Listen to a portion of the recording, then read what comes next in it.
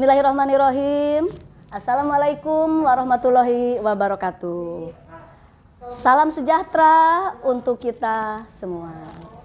Halo anak-anakku, apa kabar? Semoga kalian semua selalu diberikan kesehatan. Alhamdulillah, hari ini kita ketemu lagi di semester 2. Mudah-mudahan di semester 2 ini kalian tambah semangat walaupun dalam keadaan masih kondisi pandemi.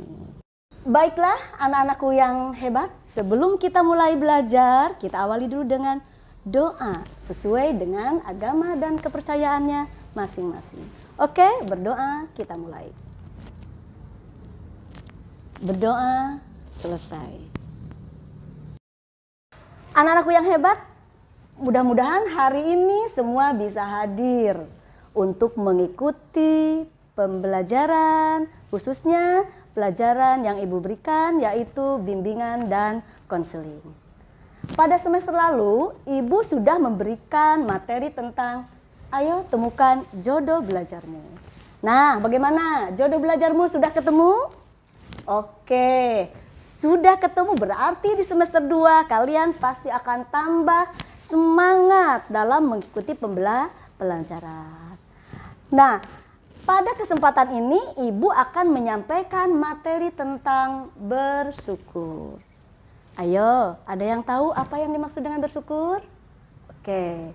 Nah, Ibu terlebih dahulu akan menyebutkan dulu tujuan dari kegiatan hari ini. Yaitu yang pertama, apa yang dimaksud dengan bersyukur. Yang kedua, kalian dapat menjelaskan arti bersyukur. Ketiga, kalian dapat menyebutkan 2 jenis bersyukur. Dan yang keempat, tentunya kalian bisa menerapkan rasa bersyukur dalam kehidupan sehari-hari. Baiklah anak-anakku, sekarang akan Ibu sampaikan materi dalam bentuk PPT. Nah, kalian nanti baca, kalian pelajari ya. Kemudian nanti kalian kerjakan tugas yang Ibu berikan. Baiklah, bagaimana anak-anak? Udah siap untuk mengikuti pelajaran? Oke, iya ya. Bersyukur pangkal bahagia. Oke. Bahagia bukan memiliki segalanya, namun bersyukur dengan semua hal yang sederhana yang kita miliki. Menurut Mary Riana. Apa yang dimaksud dengan bersyukur? Bersyukur adalah pengakuan seseorang mengenai apa yang ia terima atau ia miliki. Pengakuan ini bisa berupa ucapan lisan, dalam hati, atau bisa berupa dalam tindakan yang ditujukan kepada pihak lain, terutama ditujukan kepada Yang Maha Kuasa.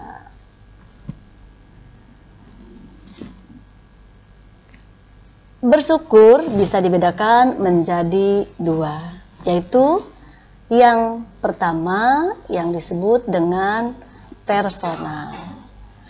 Artinya adalah rasa berterima kasih yang ditujukan kepada orang lain yang khusus yang telah memberikan kebaikan atau sebagai adanya diri mereka.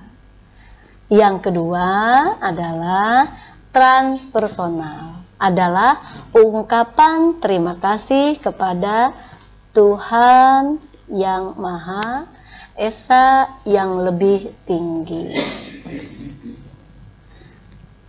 Apa sih manfaat bersyukur? Dengan kita memiliki rasa bersyukur, yang pertama akan meningkatkan kebahagiaan kita. Kenapa bisa seperti itu? Sekecil apapun atau apapun yang kita terima, kalau kita selalu mensyukuri, artinya kita tidak mengeluh apa yang kita terima, hati kita akan merasa lega, yang akhirnya menimbulkan rasa bahagia. Yang kedua, manfaat dari bersyukur adalah bisa menurunkan depresi. Kenapa seperti itu? Nah, tadi Ibu sudah mengatakan bahwa kalau kita selalu bersyukur, artinya kita tidak mengeluh dengan apapun yang kita terima. Dengan demikian, pikiran kita akan lebih tenang, sehingga kita jauh dari depresi. Yang ketiga, bisa mendapatkan kesejahteraan hidup. Nah, tadi Ibu juga mengatakan bahwa dengan selalu bersyukur kita akan bahagia.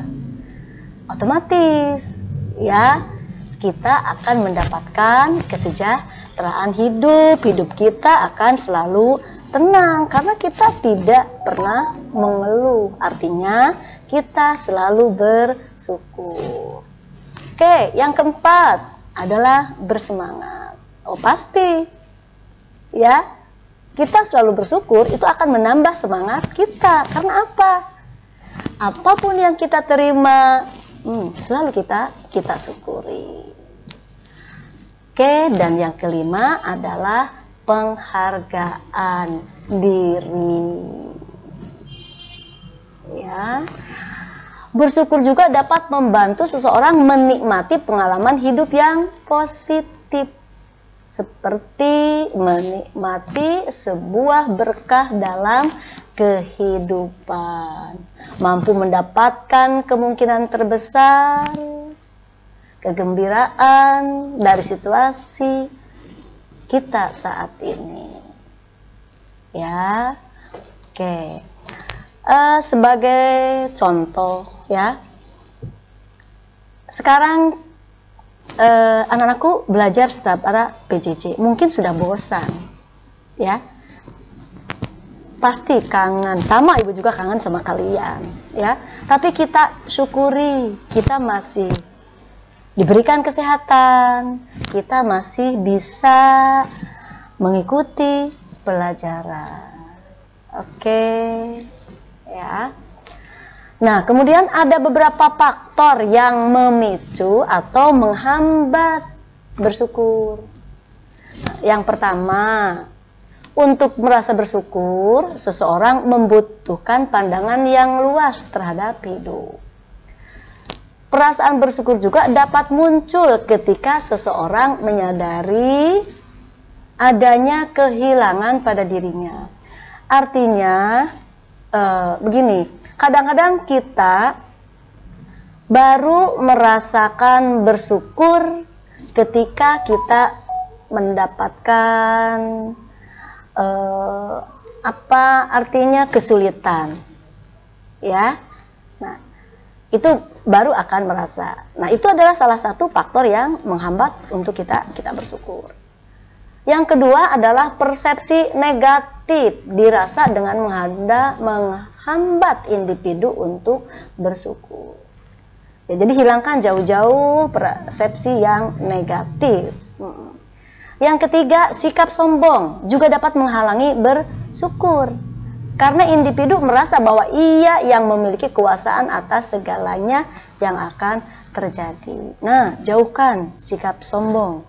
Ya, karena dengan kita memiliki sikap sombong, artinya kita susah untuk merasa bersyukur. Ya, karena merasa dia segalanya. Nah, akhirnya kalau kita sudah punya sikap sombong tadi, merasa selalu, sebagai contoh, merasa selalu dia paling pintar, misalkan ya, memiliki kelebihan dari yang lain, padahal sebenarnya kelebihan yang dimiliki itu bukan semata-mata adalah datang dari dirinya, tetapi itu adalah merupakan pemberian dari Yang Maha Kuasa. Ya, nah itulah tadi faktor-faktor yang menghambat untuk bersyukur. Nah, selanjutnya untuk bersyukur itu kita perlu pelatihan. Ya. Nah, apa yang harus kita latih? Nah, yang pertama, harus mengidentifikasi pikiran yang salah. Ya, misalkan kekurangan, kekelemahan, atau penyesalan akan nasib. Yang kedua, memutuskan dan mendukung pikiran yang syukur. Ketiga, menggantikan pikiran yang salah tadi ya ke arah pikiran yang bersyukur. Ya, misalkan ya begini.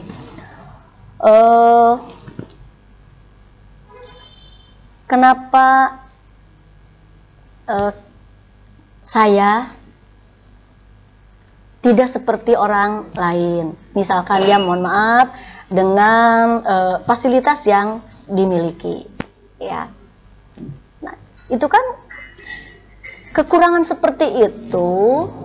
Nah, itu yang harus dihilangkan. Ganti dengan pikiran yang dengan rasa syukur tadi. Misalkan bersyukur, alhamdulillah saya masih bisa bersekolah. Nah, sementara jauh di sana, ya, seperti dalam kondisi sekarang ini, mereka untuk mencari sinyal saja, mencari jaringan saja, dia bahkan ada yang harus memanjat pohon. Nah, seperti itu. Ya, dan yang keempat, mengaplikasikan rasa syukur atau menerapkan rasa syukur dalam tindakan batin dan lahiriah. Artinya kita selalu berucap syukur dan tindakan kita. Demikian anak-anakku materi yang Ibu sampaikan. Semoga kalian bisa menjadi anak-anak yang bersyukur apapun yang kalian alami, agar kalian tentunya berbahagia. Oh iya anak-anakku, jangan lupa tugas yang sudah kalian kerjakan, kalian foto dulu. Kemudian kamu kirim ke tugas GCR. Oke ya? Jangan lupa jika ada yang masih belum jelas, kalian bisa menuliskannya di kolom komentar dan kirim ke forum. Sebelum diakhiri, mari kita berdoa. Alhamdulillah hari ini kita sudah melaksanakan pembelajaran dalam keadaan lancar. Berdoa, mulai. Selesai. Oke, terima kasih. Mohon maaf bila ada kata-kata yang kurang berkenan. Assalamualaikum warahmatullahi wabarakatuh. Ketemu lagi minggu depan.